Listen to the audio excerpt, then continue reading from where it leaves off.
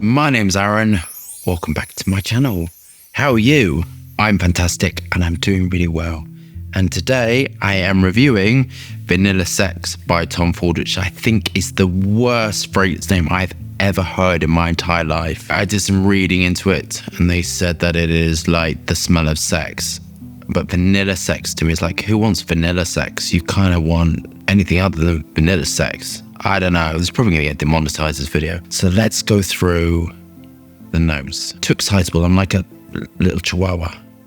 Okay, vanilla sex. Eau de parfum applied to pulse points. Warm, sweet, and gourmand. Notes are vanilla tincture, vanilla absolute, sandalwood, bitter almond essence, tonka absolute. The price is expensive. $290 for 50 ml. Okay. $290 for 50 ml. Do we have our bottles of vanilla sex? Are we engaged with a higher self? Let's get testing. Horrible plastic tops. We need to be more accountable. There's a plastic charge now, I think, in the UK. I was informed today. So I was going to take the cost of vanilla. So I'm just ordering some.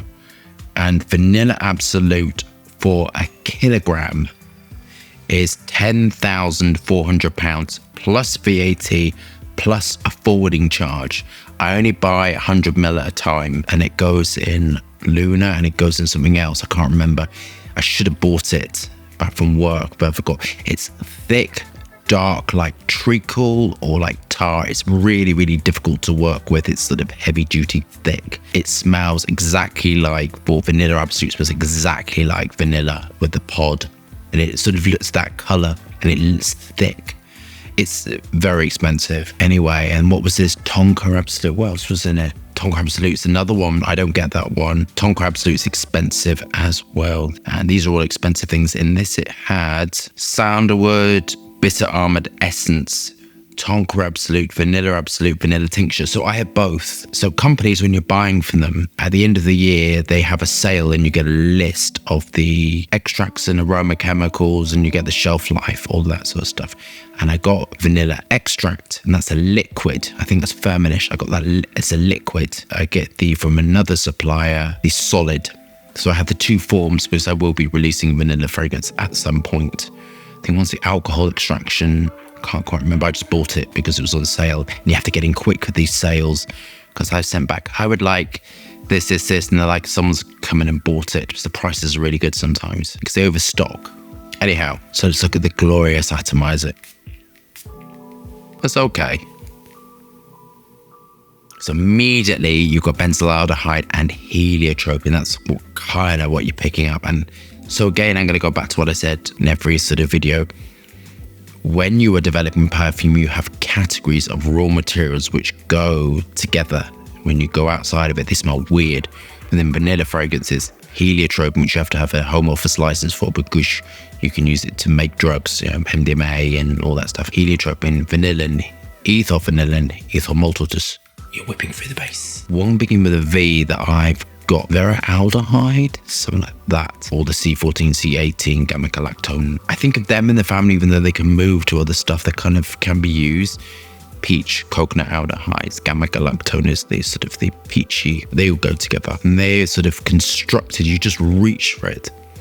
And within this, it's light and airy, and that's because it's hedione as the major constituent and sort of working down through the building blocks. Ylang-ylang to sweetness. What I love ylang-ylang. Ylang-ylang can smell narcotic. Ethylene brassylate also as well works. You just would just reach for these raw materials. You just wouldn't reach outside of this, to be perfectly honest. Sandalwood goes with vanillin as well. This is kind of what's within this, constructing it. This smells of Tom Ford. I hate the name I get here. I would have gone in a completely different direction. I don't know, I just couldn't, to me it sounds, says the man who's got a range with all these swear words, but kind of for me, words are, I love the graffiti. So for me, if you're ever interested in the 30 mils and in some of the other stuff, the 30 mils, I like it looking like graffiti because it's kind of cool and urban and like Vivienne Westwood and, punk and all of that. And the red is, for me, in my range, the red's all to do with sort of sex. Red is sort of sex, that's what I think. Whereas vanilla sex, I kind of don't know, I just don't want to even call it that. So when you're blending these all together, that's kind of what you want, a little bit of bergamot, heliotrope and benzaldehyde. And those together are giving you that sort of bitter almond note. Heliotrope is an addictive sort of, it smells really addictive. It's kind of really delicious smelling when you mix with vanillin and ethylene. There's also 2 vanilla isobutanol. That smells of nectar and vanilla, and then coumarin, obviously. And then you got a coumarin extract that you can use at high concentrations because coumarin is obviously an allergen. So anyway, all of these things are working through is exactly, this is to me, this is not being disrespectful. This is like painting by numbers. This is kind of like, okay, I need to create a vanilla fragrance that's instantly likable, that kind of is great. It smells, you know, a little bit of this, a little bit of that. Not very offensive. With the name, I mean, it does kind of go with it. Vanilla Sex is kind of like, I mean, it's kind of going with it. I would have chosen a completely different name. I think the name is horrible. I'm going to say that I just don't like it. I don't like the connotation of it. It sounds like, I know Vanilla Sex can be, you know, nice, you know, I suppose. But for me, perfumery is about passion, and perfumery is about giving people an identity, and perfumery is about that X factor. And the name to me should always be cool. I think the names are the coolest thing. So when I design a perfume, it's kind of like the name and the concept and everything comes out. And the best names which I've ever done have been when I'm having fun. When I'm walking to New Nibbles, who's changing his name to Kesso because he's a husky and he's very sensitive tummy, and sometimes he just, I don't know, he just likes cheese, but kind of whatever. But kind of when we're walking and we're having fun and we're laughing and the names are outrageous. And they're what I'm really passionate about. And vanilla, this fragrance, I just don't like the name. And I think because it's really beautiful fragrance. It smells eloquent. It smells refined. It's light and airy. It kind of smells a little bit Dior-like. You know, it's kind of giving me that. But the name just is horrible. On to my final thoughts.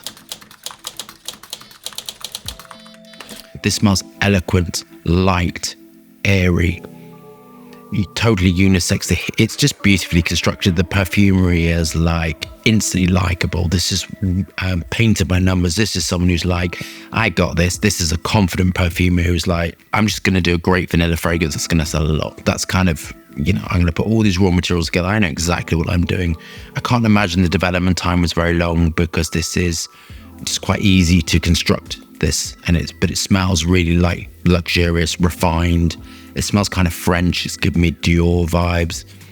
I kind of think if Chanel ever released a vanilla fragrance, it would smell like this. It's smelling refined and smells great. Longevity for Tom Ford is quite, you know, nowadays we know that Tom Ford's not the house of what it was. It smells nice. It's kind of radiating off my skin. It's got a fluffy nature that you want. It's giving me everything. The price, I mean, reaching for it, it's kind of like, I don't know. I mean, it's what we've come to expect from Tom Ford, isn't it? Like the price is like out there. They'll sell lots, you know, kind of all the rest of it. The name I hate. I think it's all right. What's let me down is the name, the price, all the rest of it. I think it's a beautiful fragrance, but I think the marketing's, you know, it sounded gross. When I was reading about it, I didn't want to read anymore. It's then really not nice. As the man who's got Slut and all these names and the name I can't say and other ones as well, but I think they're funny. And my whole point about saying that was, if I'm laughing and I'm having fun, then hopefully I pass that identity on to you. This is not making me want to fantasize about having vanilla sex. And I don't think fragrance should ever be about vanilla sex. I think fragrance should be daring, red. And if you talking about sex, and then a fragrance, it should be red, it should be daring, it should be exciting, it should have that passion, it should be make your heart race, it should make you out of breath, it should be all of that, and it shouldn't be vanilla sex. But that's my opinion, of course, and you know, who am I to talk about all this? Anyway, hope you love that review. Thumbs up and subscribe on fascinating, interesting content. Lots of moving hands and lots of fragrance reviews. Hope you're staying safe and well. See you soon.